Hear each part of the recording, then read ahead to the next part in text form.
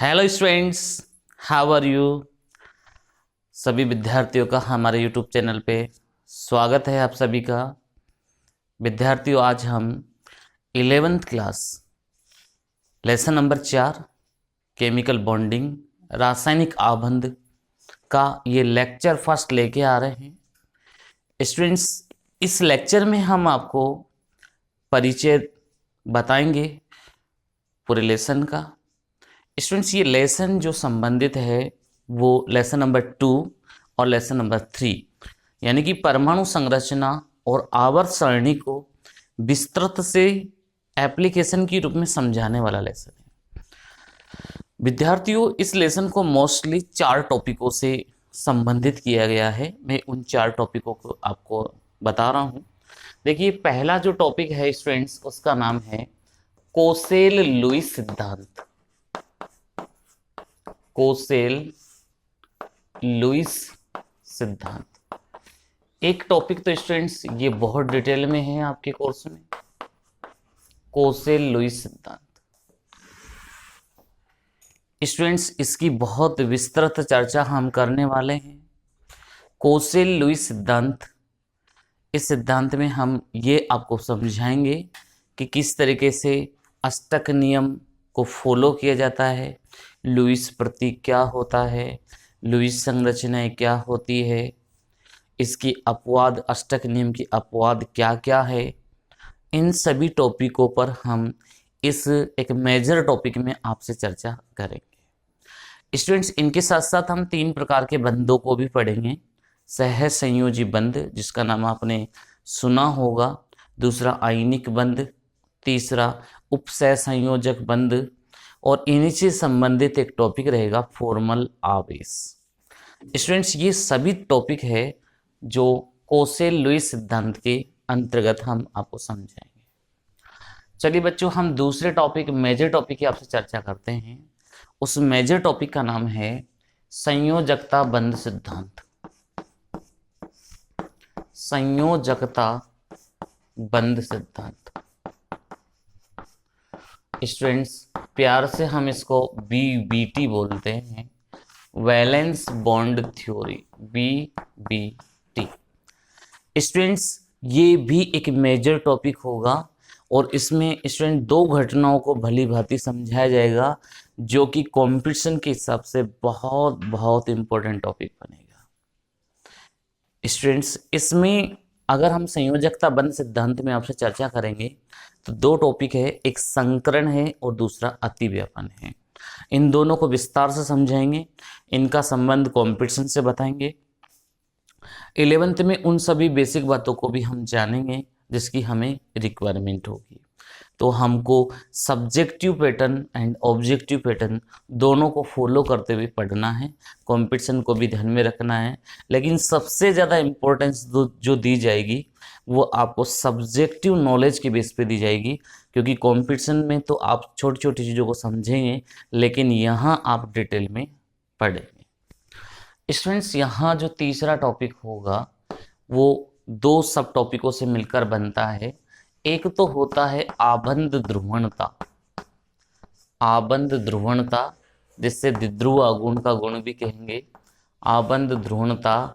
और एक सिद्धांत आएगा संयोजकता कोश इलेक्ट्रॉन युग्म प्रतिकर्षण सिद्धांत, संयोजकता कोश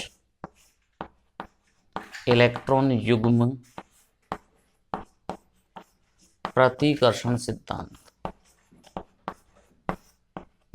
प्रतिकर्षण सिद्धांत। बच्चों, इसको शॉर्ट में VSPERT के नाम से जाना जाएगा, VSPERT के नाम से जाना जाएगा। स्टूडेंट्स, ये सेकंड टॉपिक और थर्ड टॉपिक कंपटीशन के पर्पज से इंपॉर्टेंट टॉपिक है। और स्टूडेंट्स, इसका जो लास्ट 4th पार्ट होता है ये भी एक बहुत बहुत इम्पोर्टेंट टॉपिक होता है जिसको हम आणविक कक्षक सिद्धांत के नाम से जानेंगे। आणविक कक्षक सिद्धांत, molecular orbital theory. Molecular orbital theory. Students ये लेसन बहुत बड़ा होने वाला है, इसके कम से कम 30 लेक्चर आप देखेंगे तब जाकर ये यूनिट हमारी समाप्त होगी। लेकिन स्टूडेंट्स ये बहुत इंपॉर्टेंट लेसन है, कंपटीशन के पर्पज से इसमें सभी कंसेप्ट छिपे हुए, उन सभी कंसेप्ट को हम 11th के अकॉर्डिंग पूरे आपको समझाएंगे। तो सबसे पहले आप ये इसका एक कंटेंट्स का एक स्क्रीनशॉट लीजिए, इन टॉपिकों पे आधारित हम आपसे आगे बातें करने वाले हैं।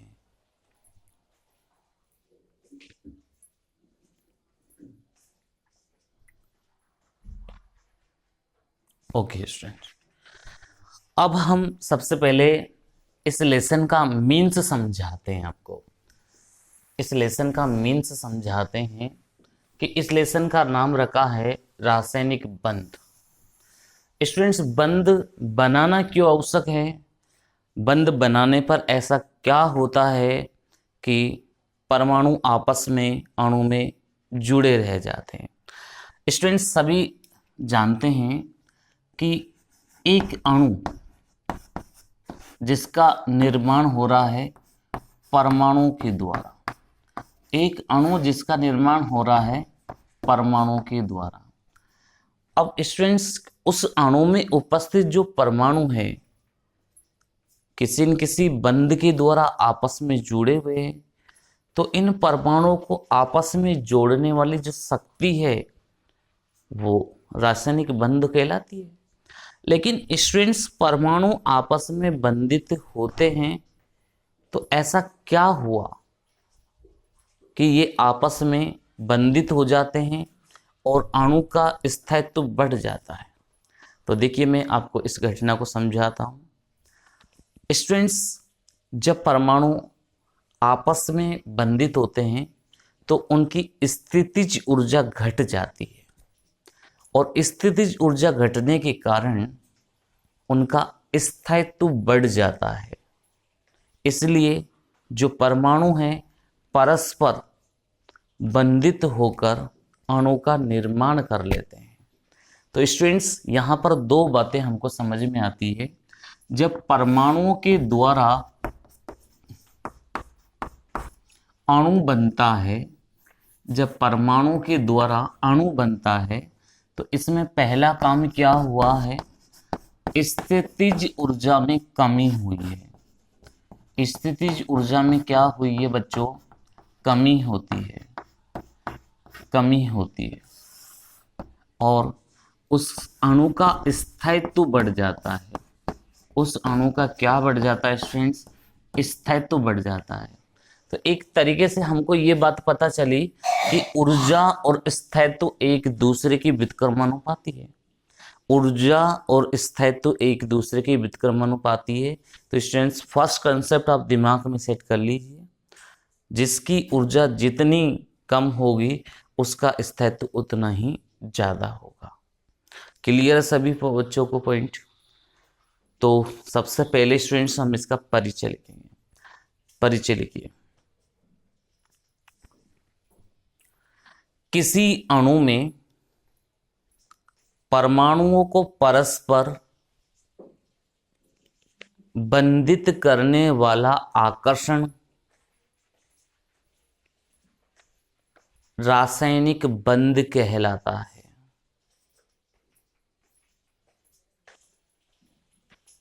बच्चों नेक्स्ट लाइन में लिखना, रासायनिक बंध बनने पर स्थितिज ऊर्जा में कमी हो जाती है तथा अणु के स्थायित्व में वृद्धि हो जाती है। अणु के स्थायित्व में वृद्धि हो जाती है। अब बच्चों आप ऐसा लिख ले, ऊर्जा व्युत्क्रमानुपाती है स्थायित्व के।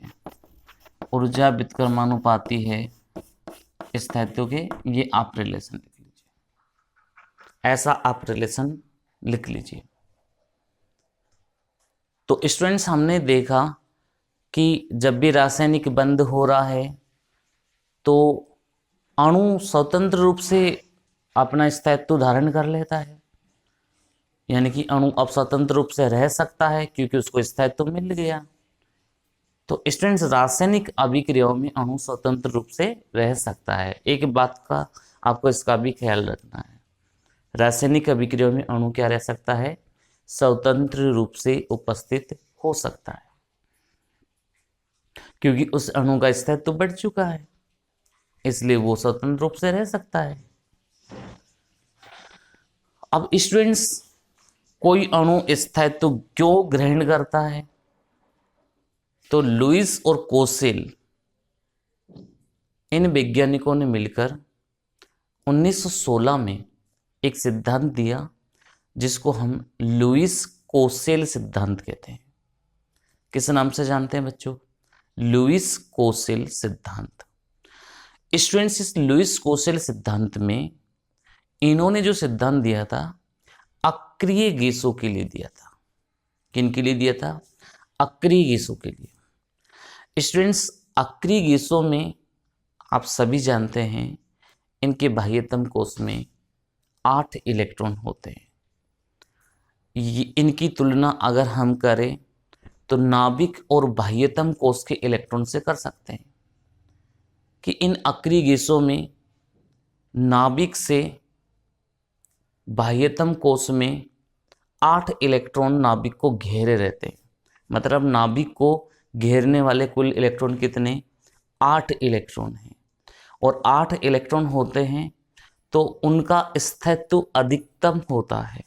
कोसेल और लुईस सिद्धांत के अनुसार यही बात की जाती है कि अक्रिय गैसों में बाह्यतम कोश में 8 इलेक्ट्रॉन अगर मिलते हैं तो इन गैसों का स्थायित्व बढ़ जाता है, क्योंकि इनकी 8 इलेक्ट्रॉन होने पर जो इनकी व्यवस्था होती है नाभिक के चारों ओर एक घन के रूप में मिलती है, और इसमें इनकी ये व्यवस्था अधिकतम स्थायी गुण रखती है। इस आधार पर ही इन्होंने लुईस प्रतीकों को समझाया, अष्टक नियम को समझाया, और अष्टक नियम की फिर कमियों को इन्होंने 1 बाय 1 करके देखा। तो स्टूडेंट्स, हम लेते हैं लुईस कोसेल सिद्धांत या कोसेल लुईस सिद्धांत।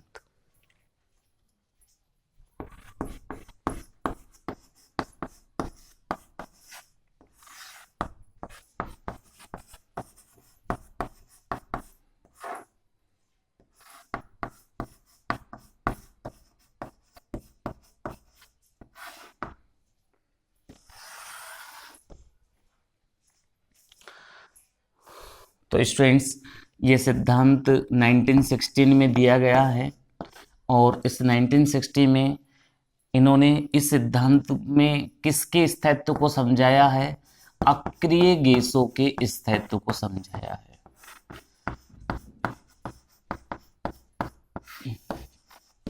अक्रिय गैसों के स्थायित्व को समझाया है। स्टूडेंट्स, इन सभी अक्रिय गैसों में एक नाभिक को 8 इलेक्ट्रॉन इस तरीके से स्टूडेंट्स कवर करते हैं। 8 इलेक्ट्रॉन इस तरीके से ये कवर करते हैं, जो सभी इलेक्ट्रॉन एक तरीके से बाह्यतम कोश में अपन मान के चलिए, ये सभी इलेक्ट्रॉन जो है एक बाह्यतम कोश में अगर मान के चलते हैं तो हम यहाँ पर इस तरीके से कहेंगे कि ये इसका सेंटर है, और ये इलेक्ट्रॉन 8 इलेक्ट्रॉन बाह्यतम कोश में है। या इसको अगर सुस्पष्ट तरीके से देखते हैं तो देखिए हमको कैसा नजर आएगा, ये सेंटर और ये बाह्यतम कोश में 8 इलेक्ट्रॉन हैं, ये 8 इलेक्ट्रॉन है स्टूडेंट्स। और इन 8 इलेक्ट्रॉनों के कारण इनका स्थायित्व अधिकतम होता है, ऐसा किन्होंने बताया, कोसेल लुईस ने हमको स्पष्ट किया। कोसेल लुईस ने कहा कि स्थायित्व के निर्धारण में किसी भी परमाणु के संयोजी कोश यानी कि बाह्यतम कोश के इलेक्ट्रॉन भाग लेते हैं। स्टूडेंट्स, वैज्ञानिक लुईस के सम्मान में उनको हम लुईस इलेक्ट्रॉन कहते हैं। क्या कहते हैं? लुईस इलेक्ट्रॉन कहते हैं। फॉर एग्जाम्पल, जैसे हम पहले कुछ परमाणु के प्रतीक लिखेंगे तो हम उनको लुईस प्रतीक कहेंगे, लुईस प्रतीक कहेंगे, और इनके बाह्यतम कोश के इलेक्ट्रॉन को हम लुईस इलेक्ट्रॉन कह सकते हैं। तो देखिए, जैसे आप सभी जानते हैं हाइड्रोजन, इसके बाह्यतम कोश में एक इलेक्ट्रॉन होता है, तो इस इलेक्ट्रॉन को आप ऐसा बता सकते हैं। हीलियम, जिसमें 2 इलेक्ट्रॉन होते हैं, आप ऐसा बता सकते हैं। लिथियम, जिसमें 3 इलेक्ट्रॉन होते हैं, तो देखिए एक इलेक्ट्रॉन ऐसे बता दीजिए, एक ऐसे बता दीजिए, एक ऐसे बता दीजिए। तो ये सब लुईस प्रतीक है। Students next beryllium. बेरिलियम के बाह्यतम कोश में 4 इलेक्ट्रॉन होते हैं, ये आप ऐसे बता देंगे। बोरोन, इनके बाह्यतम कोश में 5 इलेक्ट्रॉन होते हैं।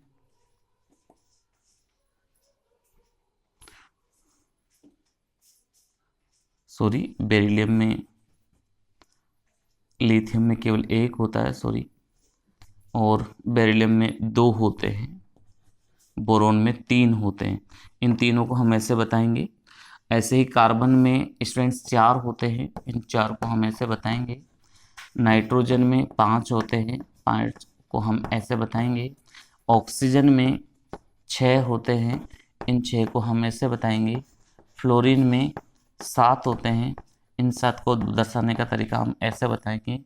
और नियोन में टोटल 8 होते हैं, इन 8 इलेक्ट्रॉन को हम ऐसे प्रदर्शित करेंगे। तो स्टूडेंट्स, इनको हम लुईस प्रतीक कहते हैं। लुईस प्रतीक को देखते ही हम ये पहचान जाते हैं कि इन तत्वों के बाह्यतम कोश में कितने इलेक्ट्रॉन उपस्थित होते हैं। जैसे हमने हाइड्रोजन को देखा, 1 इलेक्ट्रॉन हमको नजर आया, तो हम क्या कह देंगे कि इनके बाह्यतम कोश में 1 इलेक्ट्रॉन होते हैं। हीलियम को देखते ही हमारे मन में क्या क्वेश्चन उठेगा कि इसमें 2 इलेक्ट्रॉन होते हैं। लिथियम के प्रतीक को देखते हम बता देंगे कि इसमें 1 इलेक्ट्रॉन होता है। क्लियर सभी बच्चों को? तो ऐसे अगर हम अक्री गैस को लास्ट में देखें, इस अक्री गैस को लास्ट में देखते हैं, तो लुईस कोसेल कह रहा है, लुईस कोसेल ने क्या कहा बच्चों, कि इसके बाह्यतम कोश में कुल 8 इलेक्ट्रॉन होते हैं, और जिस भी तत्व के बाह्यतम कोश में 8 इलेक्ट्रॉन होते हैं उसका स्थायित्व ज़्यादा होता है। लेकिन इसका भी एक अपवाद है, हीलियम।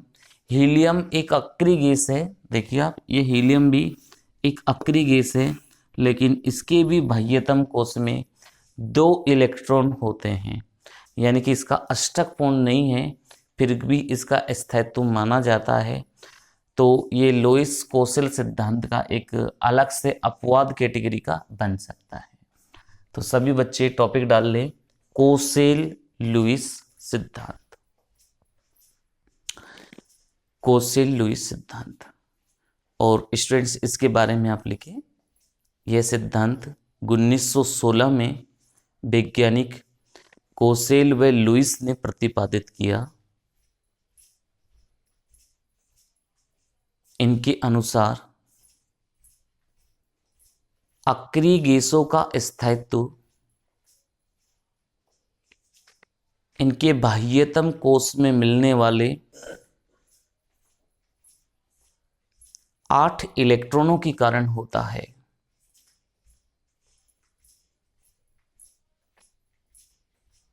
आठ इलेक्ट्रॉनों के कारण होता है।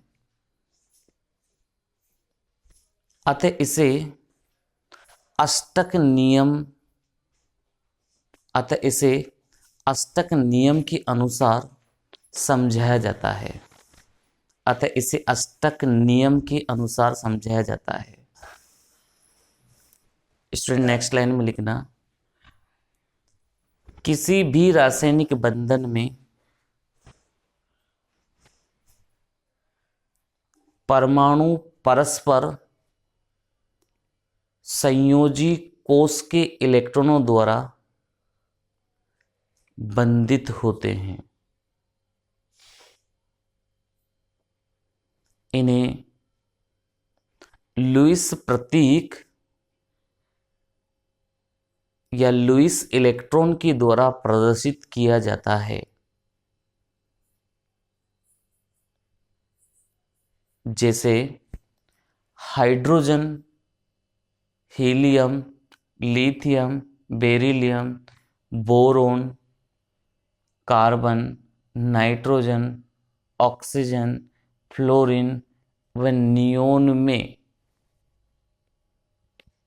संयोजी इलेक्ट्रॉनों की संख्या क्रमशः 1, 2, 1, 2, 3, 4, 5, 6, 7, 8 मिलती है।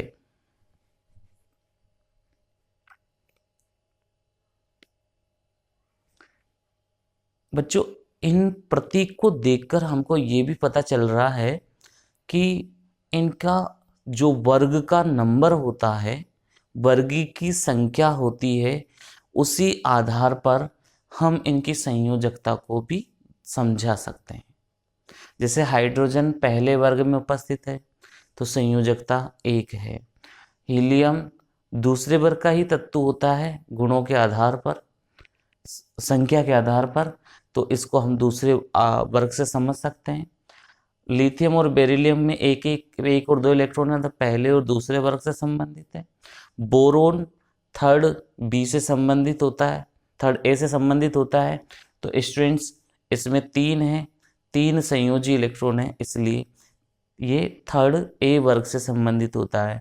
ऐसे ये 4th ए, ये 5th ए, ये 6th ए, ये 7th ए और ये 18वें वर्ग यानी कि शून्य वर्ग से संबंधित होता है। तो इससे स्टूडेंट्स हमको वर्ग की जानकारी भी मिलती है और उनकी संयोजकता की जानकारी भी हमको इससे प्राप्त होती है। तो एक लाइन सभी बच्चे लिखे, लुईस प्रतीकों की सहायता से वर्ग की संयोजकता तथा संयोजी इलेक्ट्रॉन की जानकारी मिलती है।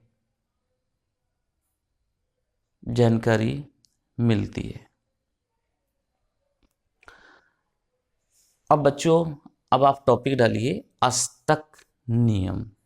इनको ऐसे कैसे नोट कर लीजिएगा, ये लुईस प्रतीक सभी बच्चे ऐसे कैसे नोट कर लीजिए, इनकी आगे बहुत डिटेल आएगी, बच्चों।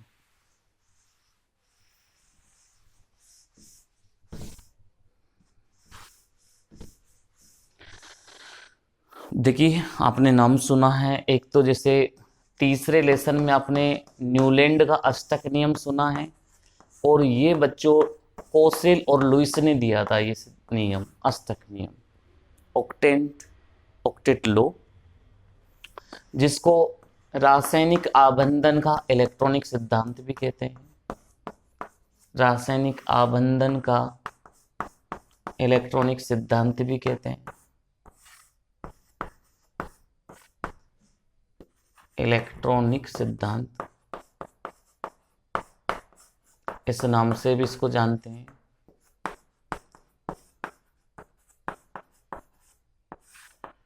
स्टूडेंट्स, अगर हम इसकी चर्चा करें कि ये सिद्धांत किसने प्रतिपादित किया, तो वही 1916 में लुईस और कोसेल लुईस ने प्रतिपादित किया। 1916 में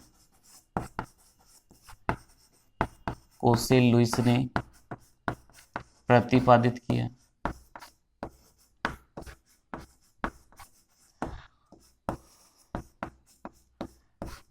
स्टूडेंट्स, इसमें जब रासायनिक बंध होता है, यानी कि अणु में उपस्थित परमाणु के मध्य जब रासायनिक बंधन का निर्माण होता है, तो परमाणु के मध्य या तो इलेक्ट्रॉन का साझा होता है, परमाणु के मध्य या तो इलेक्ट्रॉन का साझा होता है, पार्टनरशिप होती है, या एक परमाणु से दूसरे परमाणु पर इलेक्ट्रॉन का स्थानांतरण होता है, जिससे इन दोनों प्रक्रियाओं से उस अणु का स्थायित्व बढ़ जाता है और उसके बाह्यतम कोश में 8 इलेक्ट्रॉन प्राप्त हो जाते हैं। इसी को ही हम कहते हैं अष्टक नियम। क्या कहा जाता है बच्चों? अष्टक नियम। तो अष्टक नियम में क्या होगा, जब रासायनिक बंधन होता है, यानी कि परमाणु परस्पर जिस बंधन से जुड़ रहे हैं वो रासायनिक बंधन है, और उस अणु के निर्माण में परमाणु या तो इलेक्ट्रॉन का साझा करेंगे या इलेक्ट्रॉन का स्थानांतरण करते हैं, और अपने बाह्यतम कोश में 8 इलेक्ट्रॉन धारण करके स्थायित्व को प्राप्त करते हैं।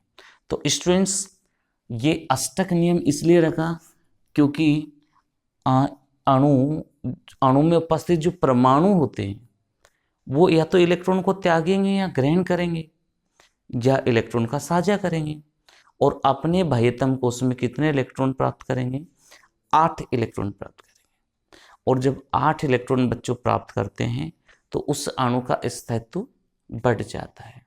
इसी को ही हम बोलते हैं अष्टक नियम।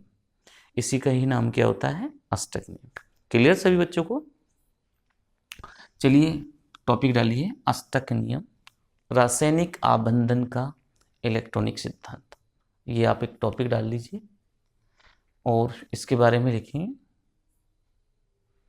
यह सिद्धांत 1916 में कोसेल लुईस ने प्रतिपादित किया। इसे रासायनिक आबंधन का इलेक्ट्रॉनिक सिद्धांत भी कहते हैं। इस नियम के अनुसार रासायनिक आबंधन में परमाणु परस्पर इलेक्ट्रॉन का साझा करके या इलेक्ट्रॉन का स्थानांतरण करके अणु का निर्माण करते हैं।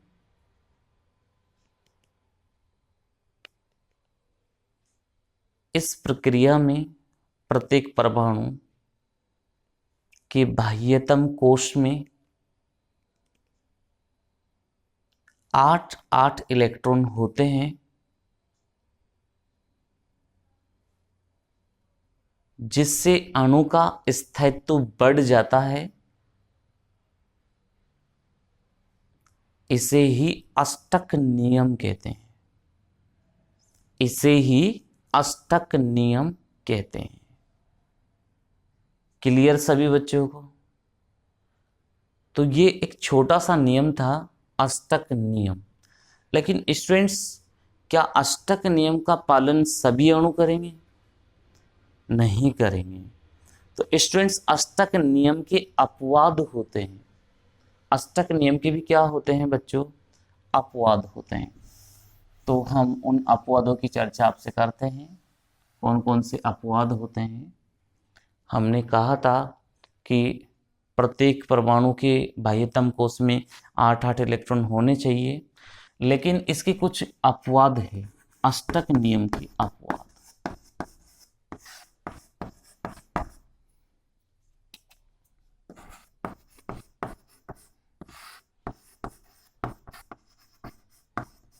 Exceptions of octet law,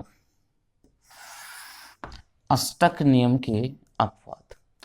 students, अष्टक नियम का पहला अपवाद है, जिन अणुओं के केंद्रीय परमाणु में 8 से कम इलेक्ट्रॉन होते हैं उनको इलेक्ट्रॉन न्यून अणु कहते हैं। किस नाम से जानते हैं बच्चों? इलेक्ट्रॉन न्यून अणु।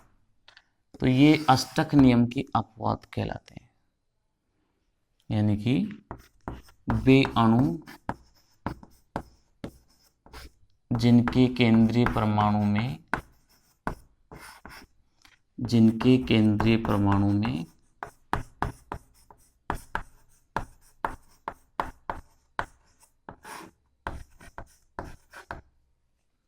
केंद्रीय परमाणु में 8 से कम इलेक्ट्रॉन पाए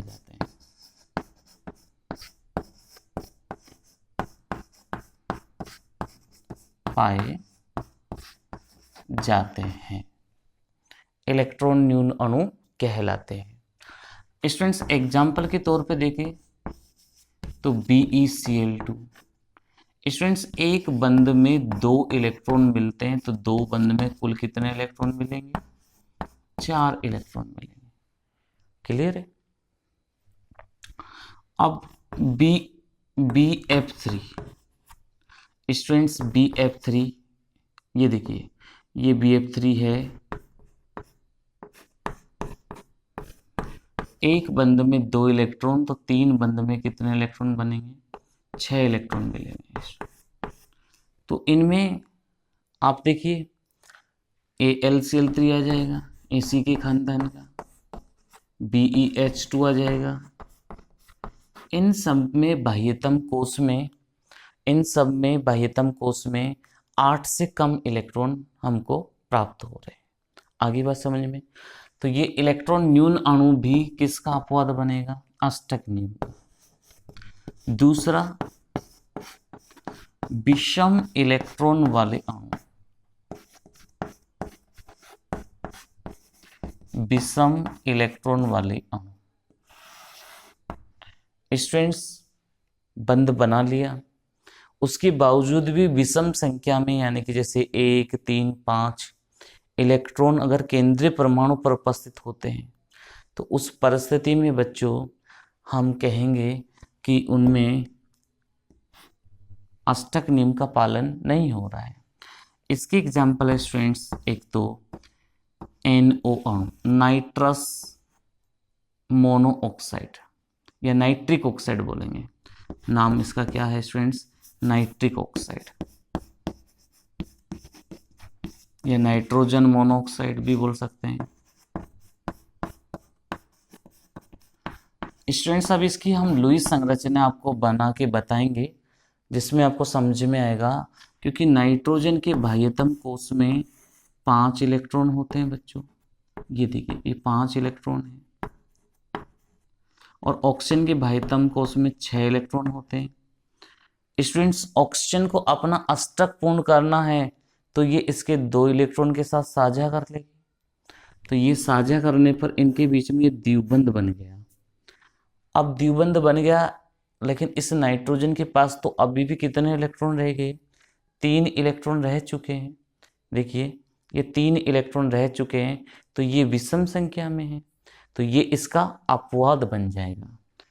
तो अष्टक इसका पूर्ण नहीं हुआ। देखिए ऑक्सीजन का तो अष्टक पूर्ण हो गया, 2 इलेक्ट्रॉन एक बंध में, दूसरे में 2, 4 और 4 ये रहे, टोटल 8 इलेक्ट्रॉन है। लेकिन नाइट्रोजन को देखिए कुल इलेक्ट्रॉनों की संख्या तो 7 रह गई, 2, 2, 4 और 3, 7। तो अगर आप अभी नाइट्रोजन की स्थिति देख रहे हो, तो यहाँ तो विषम संख्या में 3 ही इलेक्ट्रॉन है, जो जैसे हमको दिखाई दे रहे हैं। ऐसे ही अगर हम बात करते हैं, तो नाइट्रोजन डाइऑक्साइड में भी ऐसा ही हमको विषम संख्या में इलेक्ट्रॉन मिलेंगे। नाइट्रोजन डाइऑक्साइड,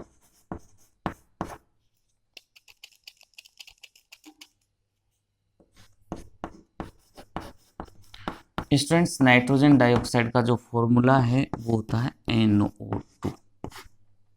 इसमें भी इसी तरीके की स्ट्रक्चर्स पाई जाएगी बेटा। और देखिए ये नाइट्रोजन और ये 2 ऑक्सीजन। अब ये ऑक्सीजन के पास 6 इलेक्ट्रॉन हैं, इस नाइट्रोजन के पास 5 इलेक्ट्रॉन हैं, इसके पास भी 6 इलेक्ट्रॉन हैं। अब स्टूडेंट्स ये तो इससे द्विबंध बनाकर इस ऑक्सीजन ने अपना अष्टक पूर्ण कर लिया, इधर भी इसने अपने दोनों लोन पेयर को दे दिया इसको। अब देखो इसके पास 1 इलेक्ट्रॉन बचा, नहीं बचा क्या? और इसका अष्टक भी पूर्ण नहीं हुआ, क्योंकि 2 और 4, 6 और 1, 7, इसका अष्टक भी पूर्ण नहीं हुआ बच्चों।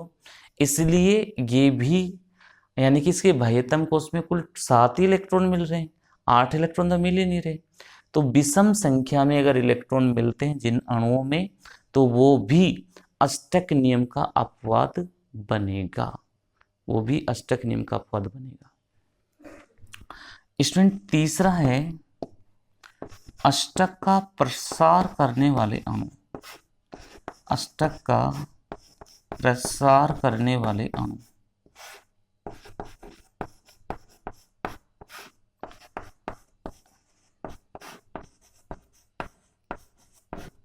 स्टूडेंट इसका मीन्स क्या होता है? वे अणु जिनके केंद्रीय परमाणु में 8 से ज़्यादा इलेक्ट्रॉन पाए जाते हैं उनको हम अष्टक का प्रसार करने वाले अणु कहते हैं। वे अणु जिनके केंद्रीय परमाणु में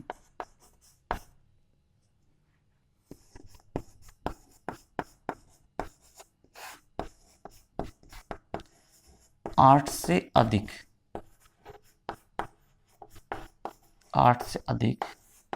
इलेक्ट्रॉन पाए जाते हैं।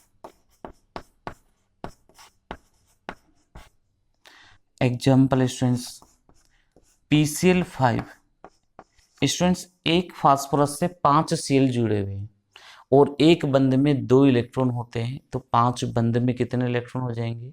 10 इलेक्ट्रॉन हो जाएंगे। तो स्टूडेंट्स यहाँ 10 इलेक्ट्रॉन है, 8 से ज़्यादा हो गए, 8 से ज़्यादा हुए। स्टूडेंट्स इसका नाम है फास्फोरस पेंटाक्लोराइड। क्या नाम है इसका? Phosphorus pentachloride. बच्चों दूसरा सूत्र देखिए, सल्फर हेक्साफ्लोराइड SF6। एक सल्फर से 6 फ्लोरीन जुड़ रही है, एक बंध में 2 इलेक्ट्रॉन, तो 6 बंध में 12 इलेक्ट्रॉन मिलेंगे। ऐसे ही बच्चों आयोडीन हेप्टा फ्लोराइड IF7, इसमें एक बंध में 2 तो 7 बंध में 14 इलेक्ट्रॉन मिलेंगे। तो आप इन एग्जाम्पल्स को देख रहे हैं, इन सब में 8 से ज़्यादा इलेक्ट्रॉन हमको मिल रहे हैं, इसलिए अष्टक का प्रसार करने वाले अणु कहलाते हैं। इसके अलावा हम स्टूडेंट्स कैटेगरी यूज कर सकते हैं जिनोन के यौगिक। अब जैसा कि कोसेल लुईस ने कहा था कि जिनोन अक्रिय गैसें जो होती है वो रासायनिक बंधन में भाग नहीं लेती, लेकिन स्टूडेंट्स जिनोन ने ऐसे बहुत सारे यौगिक बना दिए हैं ऑक्सीजन और फ्लोरीन के साथ, तो वो भी अब किस काउंटिंग में आते हैं? अक्रिय अष्टक नियम के अपवाद की कैटेगरी में आते हैं। तो जो 4th एग्जाम्पल इसका बनेगा वो क्या होगा? जिनोन के यौगिक होगा। क्लियर है सभी बच्चों को? जिनोन के यौगिक, यानी कि 4th पॉइंट हम स्टूडेंट्स यहाँ ले सकते हैं, जिनोन के यौगिक। अब जिनोन एक अक्रिय गैस है, तो वो तो क्रिया ही नहीं करनी चाहिए, इनके बाह्यतम कोश में तो पहले से 8 इलेक्ट्रॉन है। क्रिया तो वो करते हैं जिनके पास 8 से ज़्यादा हो या 8 से कम हो, उनको क्रिया करनी चाहिए, और इनका तो पहले से स्थायित्व होता है। लेकिन इन्होंने ऐसे कुछ यौगिकों बनाए हैं जो कि अपवाद होते हैं, जैसे XeF2 है, XeF4 है, XeF6 है, XeO3 है। ऐसे यौगिकों का निर्माण इन्होंने किया है स्टूडेंट्स, इसलिए ये अपवाद की श्रेणी में आएंगे। आगे बात समझ में, ये अपवाद की श्रेणी में यहाँ यूज होंगे। तो स्टूडेंट्स आप सभी इसका एक स्क्रीनशॉट ले लीजिए। आप 1 बाय 1 इसको ऐसे कैसे नोट करेंगे? अष्टक नियम के ऊपर टॉपिक डालेंगे, फर्स्ट लिखेंगे इलेक्ट्रोन्यून अणु, डेफिनेशन और एग्जाम्पल लिखेंगे। ऐसे ही दूसरा विषम इलेक्ट्रॉन वाले अणु, इसमें आपको डायरेक्ट एग्जाम्पल लेना है, एक नाइट्रिक ऑक्साइड और एक नाइट्रोजन डाइऑक्साइड। एक नाइट्रिक ऑक्साइड का सूत्र NO, नाइट्रोजन डाइऑक्साइड का सूत्र NO2। तीसरा अष्टक का प्रसार करने वाले अणु, डेफिनेशन लिखेंगे और साथ में एग्जाम्पल लिखेंगे। और लास्ट 4 पॉइंट जिनोन के यौगिक और उसके एग्जाम्पल। स्टूडेंट्स अगर आपको हमारा वीडियो पसंद आया है तो प्लीज़ आप हमारे वीडियो को लाइक, शेयर एंड सब्सक्राइब जरूर करें। Thank you.